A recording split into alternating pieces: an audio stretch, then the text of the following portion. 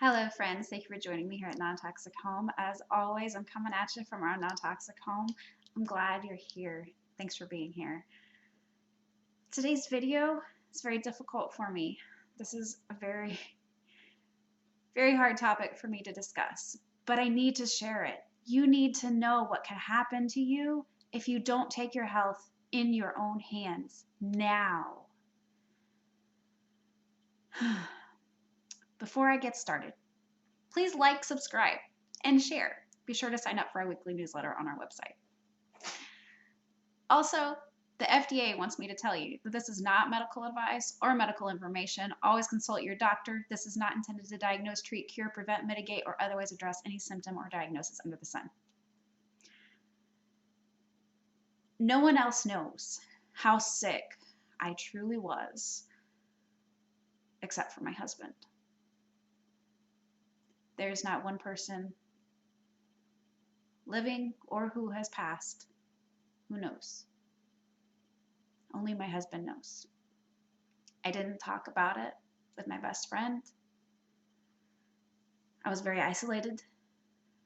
I had to be isolated. I couldn't go anywhere. The issues that were most prominent for me,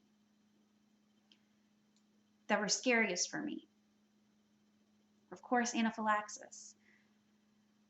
Anaphylaxis can kill you. I've used hundreds of EpiPens or epinephrine injectors. I don't know how many I've used. I didn't keep track. It was a lot. It all started with the diagnosis of fibromyalgia when I was 13. I averaged about a diagnosis a year after that. A cause was never even considered. That's not what Western medicine does. Western medicine masks your symptoms with toxic pharmaceuticals. They don't look at the causes. Doctors aren't even really allowed, in many cases, to cure anything. If you really look into this topic, as far as physicians being allowed to cure anything, many have been disbarred. Some have died under mysterious circumstances. Others have been harassed, forced to stop curing their patients. That's not health care, that's death care. During the time that I was collecting diagnoses, I was also adding medications. Now, my parents taught me, and my parents have both passed, and I love them. They did the best they could. They did what they thought was right. They did everything they could that they knew of to help me.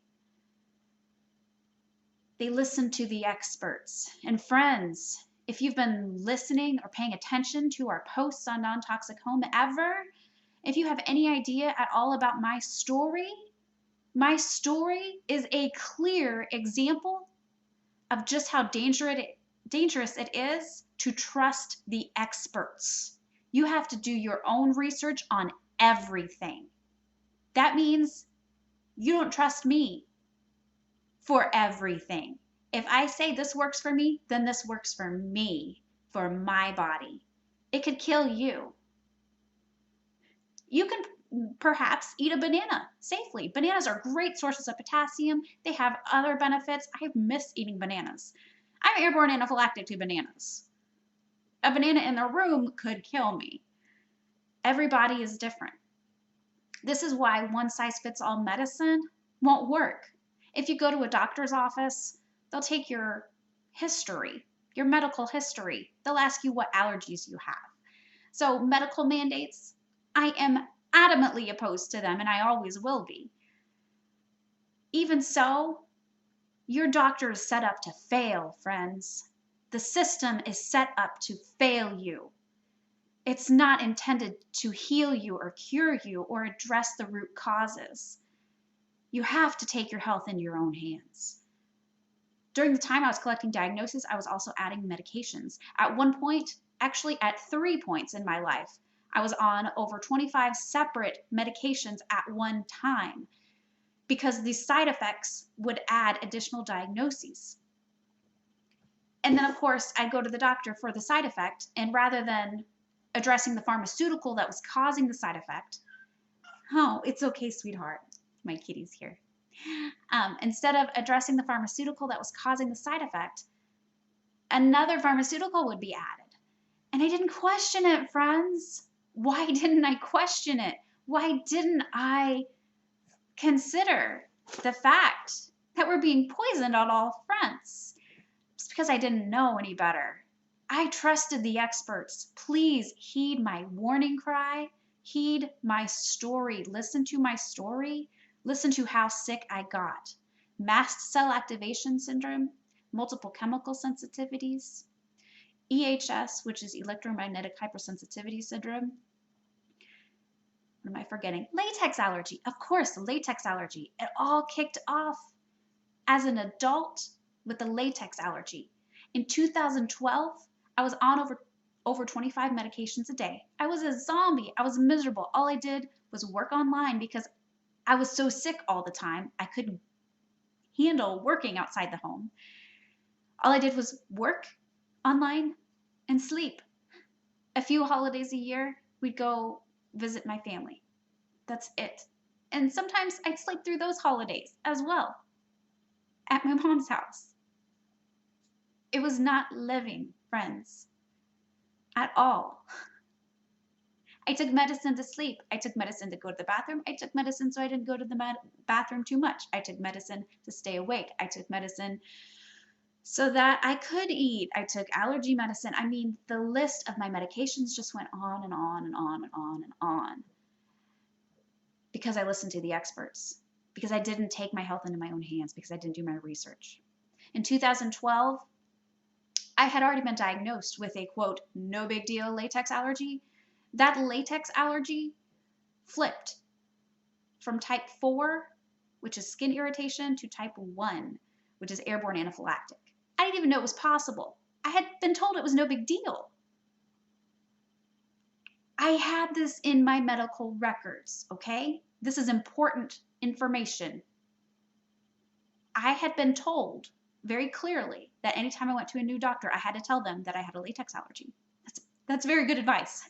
Please take that advice. What I wasn't told was that if I didn't avoid latex, the latex allergy would progress. Well, it progressed. And as a result, I lived in the bathroom for 6 months. I worked online from the toilet with a bucket in front of me. If I left the house, I had to wear an adult diaper and carry a bucket with me. I had a specific set of spots where I would stop if I went to the grocery store that was 10 minutes away, so that I could get sick into the bucket, or at a friend's house, I had a friend who lived halfway, and I would stop at her house to go to the bathroom. That's not living. So I went to all the experts. I sought out all the doctors. I had all of these terrible, nightmarish tests costing tens of thousands of dollars. What did it get me? Nothing. We went to Mayo Clinic, friends. Mayo Clinic. They're supposed to be the best of the best. What did they do? They spent 2 weeks ignoring me half the time, and the other half of the time they ran tests. Tests didn't find anything. Obviously, they weren't working that hard, because if they were working that hard, they wouldn't have been ignoring me half the time. My last visit there, doctor said, I don't know what's wrong with you. Good luck. Wow. So we just spent 2 weeks and how many thousands of dollars on nothing? We came home 2 weeks later. I had my first airborne anaphylactic episode to latex. My husband brought home a sprayer that had a rubber hose on it. Like I said, I didn't know I was supposed to avoid latex. I just thought I was supposed to avoid condoms, latex gloves, and put it on my medical record. I did what I was told. I did what the experts told me to. I had allergists, not just one, during that time that I was diagnosed with a latex allergy initially.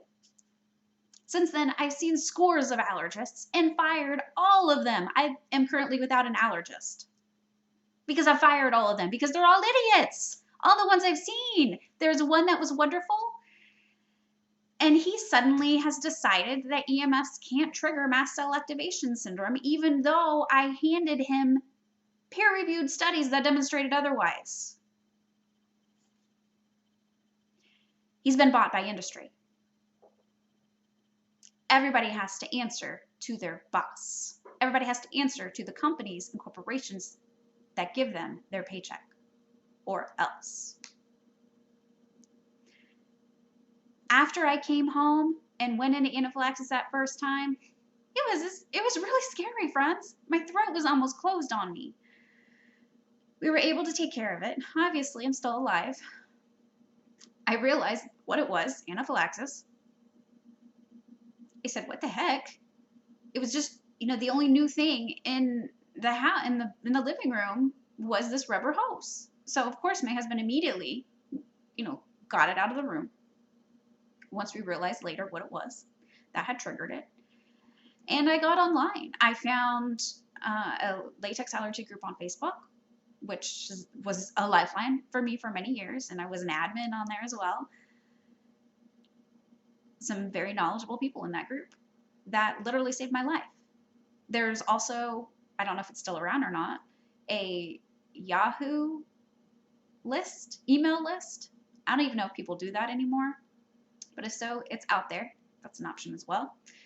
But from searching Google, I didn't find anything helpful at all about latex allergy. And a lot of the studies on latex allergy risk people's lives by exposing them to latex intentionally, and they completely ignore the fact that latex isn't just one specific protein. All of the different latex proteins, natural rubber latex proteins, haven't even been identified yet. So there is no accurate test for it, friends. Naturally, when I was pursuing disability, I was tested many times for it and, of course, always failed. Allergy tests, worthless for me because of the mast cell activation syndrome. I can't tell you how many times I've had allergy tests. RAST test, I can't remember the other lab tests, blood work tests. I've had the little spider thing on the arm. I can't tell you how many times I've had the back or the arm, the endpoint titration, which is absolutely miserable. They've always been inaccurate for me because of mast cell activation syndrome. Nobody diagnosed me with mast cell activation syndrome. I had to diagnose myself years after I finally diagnosed myself and realized that it was a problem because of my friends with latex allergy who developed mast cell activation syndrome. I finally found an allergist who did diagnose me, and he was like, well, yeah, obviously you have that. And he was great for a while, like I said, but then he was bought by corporate interests, apparently. As far as how bad it got, I had Cipro nerve damage to my arms. Still deal with it today.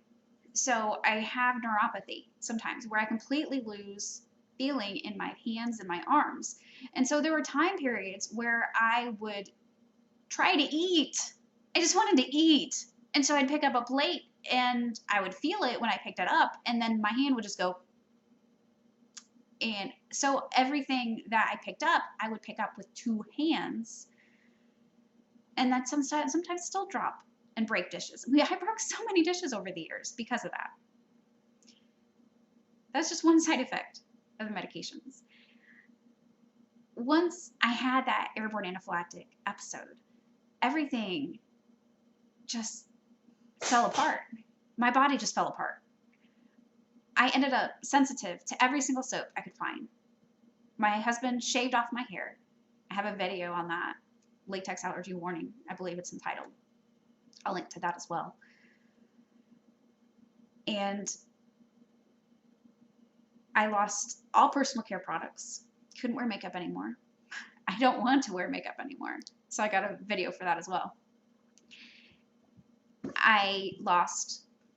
At that period of time, I lost all but 4 foods. I was hungry. I had to get rid of most of what we owned because of latex, because latex is in over 40,000 products. If it's stretchy, if it's rubbery, it's suspect.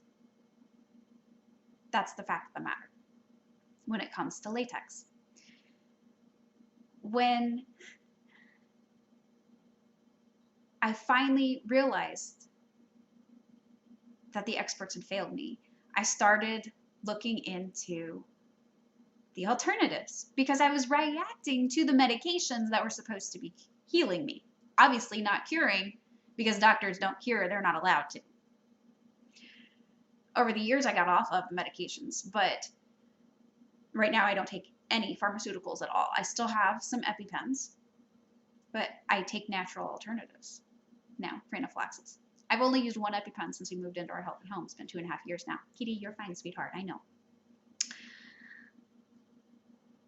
I know. I eventually became sensitive to EMFs. And honestly, it's increased as far as the EMF sensitivity goes. If I'm around a cell phone, sometimes my throat shuts on me. Like, boom. I don't even know I'm around the cell phone, and it shuts. I have lost the ability to go anywhere. Today is November 30th, 2020. I know I'll be posting this later. But I have not left our property since June of 2019. Before that, I left in May. I would go every 2 to 4 weeks to a grocery store. There was one safe grocery store I could go because the natural grocery stores, for the most part, diffuse essential oils. Essential oils are VOCs. They're volatile organic compounds. In other words, they are toxic. Yes, they have medicinal value, but they aren't intended to be used for everything all the time, just like pharmaceuticals aren't. Obviously, if I get into a car accident, something crazy like that, give me some drugs, man. Although, quite frankly, the drugs might actually probably kill me because I don't tolerate toxic crap anymore. I am able to tolerate some more exposures to most things. Like I'm able to handle mail now, which is huge because I wasn't able to handle mail for a very long time. I definitely have gained my life back. I have a brain again as far as getting off all the pharmaceuticals. I didn't used to be able to think. It was terrible. I was always in a fog. Getting off pharmaceuticals helped that. But there were periods of time, like the time I discussed where I lived in the bathroom, and they could have been prevented. I have damage to my body that I don't know that is healable. The Cipro nerve damage, I thought, like I wasn't sure whether I'd be able to heal it or not. And it's better, but I still have problems. I absolutely still have problems. Before we moved into our healthy home, I was in anaphylaxis almost all of the time. I was using an EpiPen about 5 to 7 times a week, or an AviQ. Sorry, it's kind of hard to talk about. It was a nightmare. We didn't know whether I would live to be able to move into my home. We were placing our faith in God that He would provide and that He would see us through this project because we didn't know whether I would live or not. Now, personally, for a number of years, I only use an EpiPen if my throat is closed or if I can't stop GI anaphylaxis for about 12 hours. I will endure 12 hours of anaphylaxis before using an EpiPen. Everyone is different. This is me, okay? I cannot stress that enough. This is me. This is my body. This is not your body.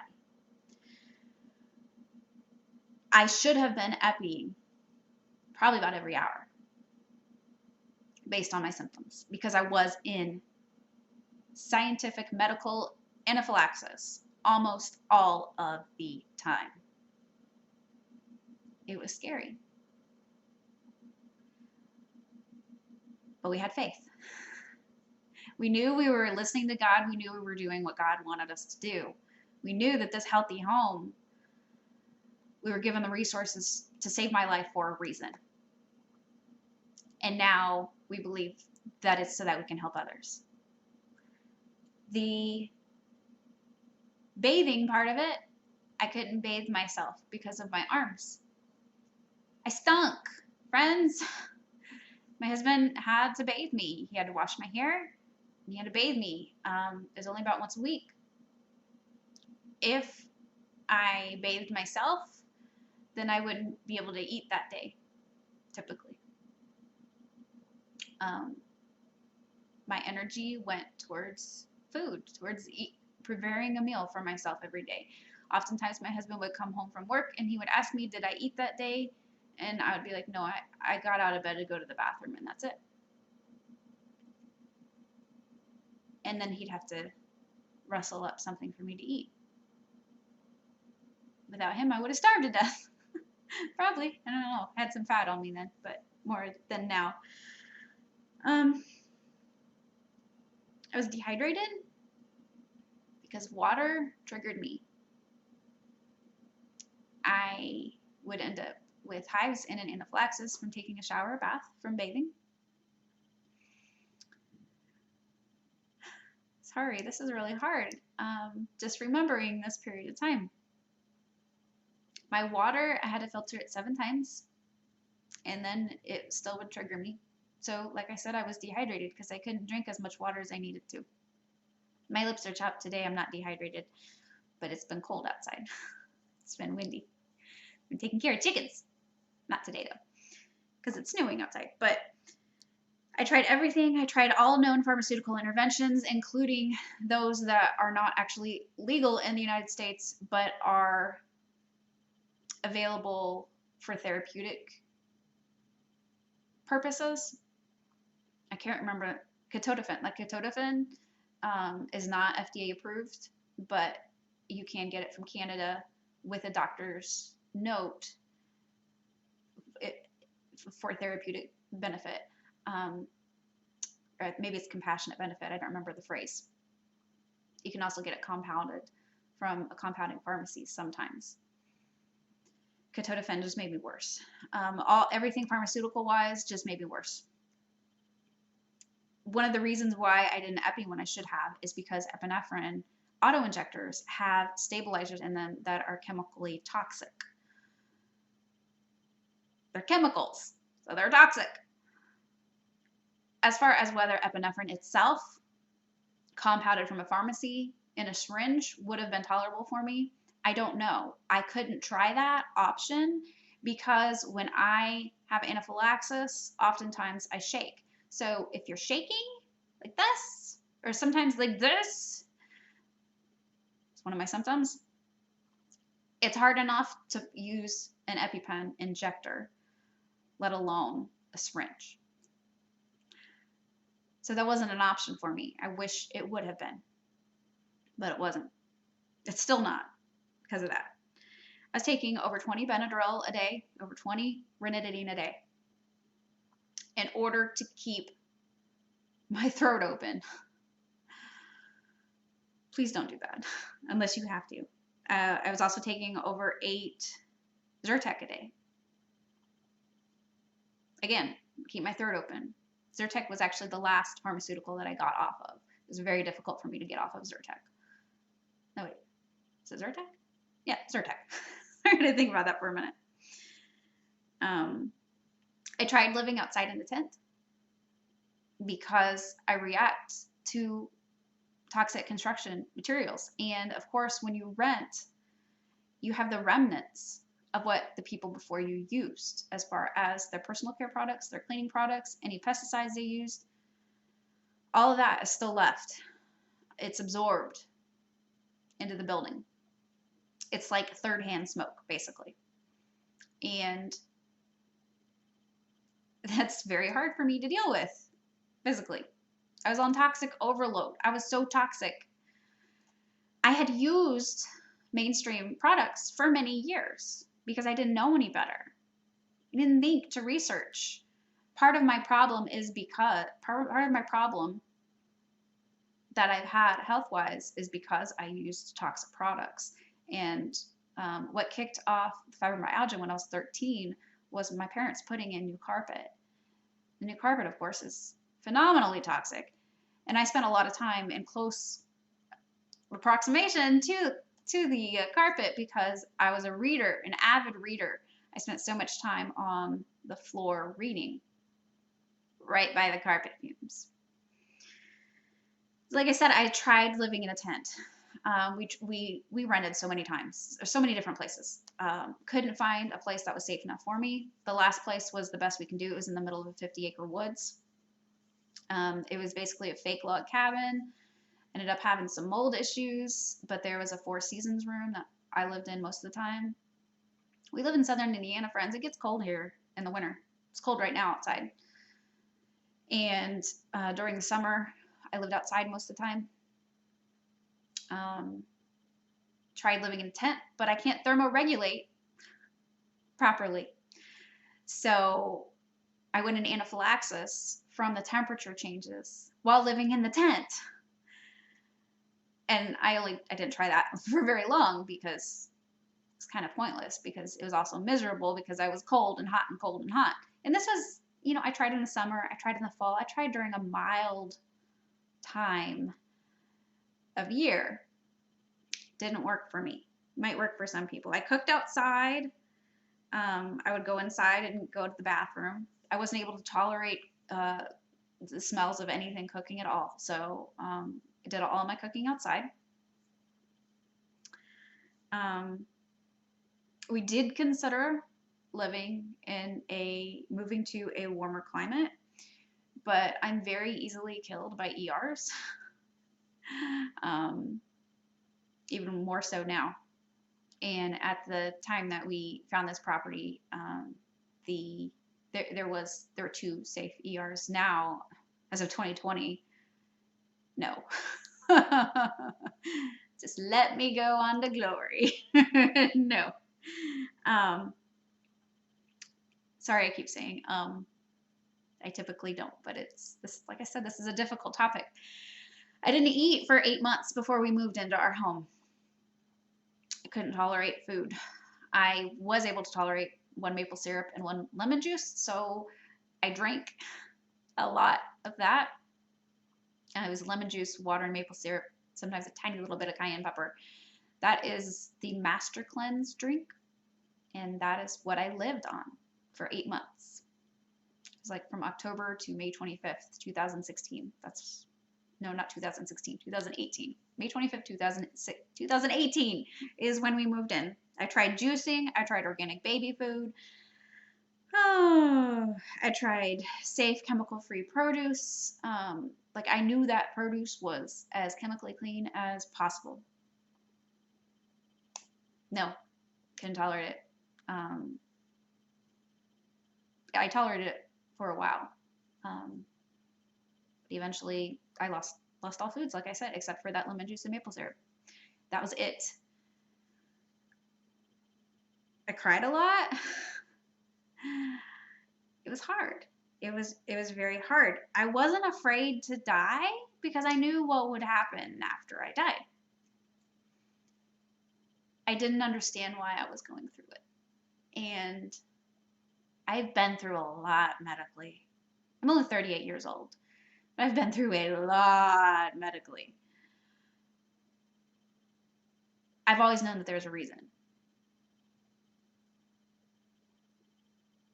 I believe that the reason that we have had to endure what we've had to endure with my body so that I can help other people and be a voice for others as well. Obviously, my husband is working on building a tiny house to save someone else's life. Let me see.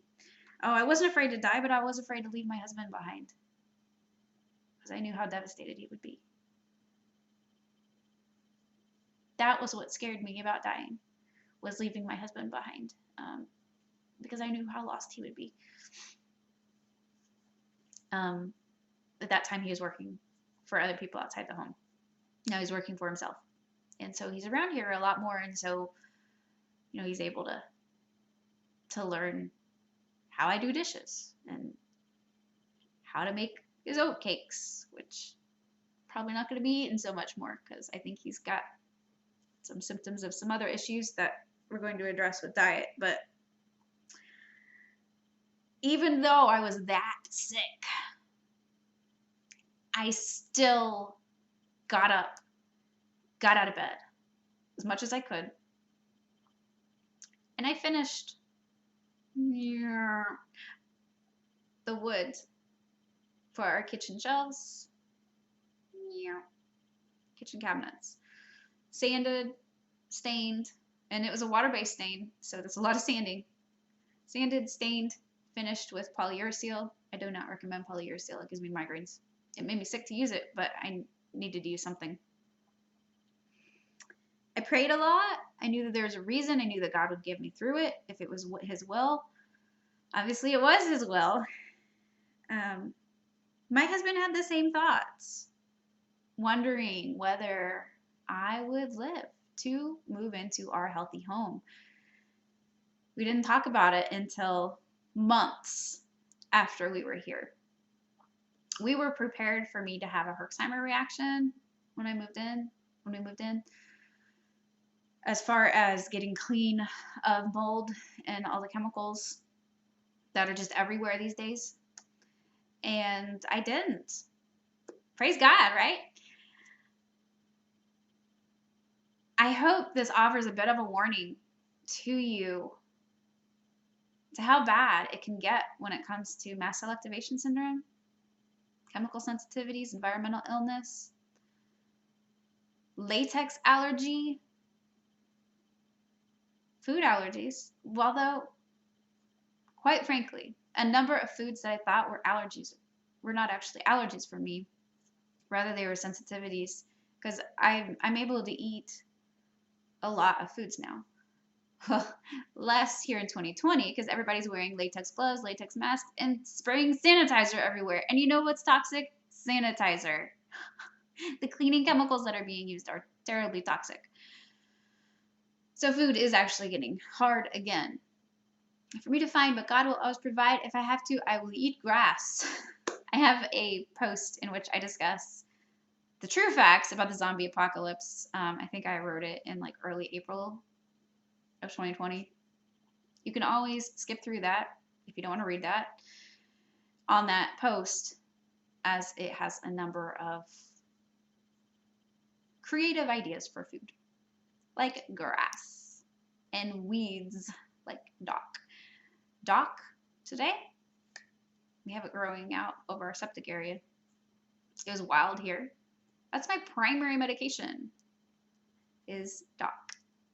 And obviously it's not a pharmaceutical, but it is my medicine. It's what I take when I have a reaction. I also have some other things that I do as well when I think I might go into anaphylaxis or at the start of anaphylaxis. That stops it now. Natural alternatives. I'll do another video on that sometime. If you found this beneficial, please be sure to like, share it far and wide.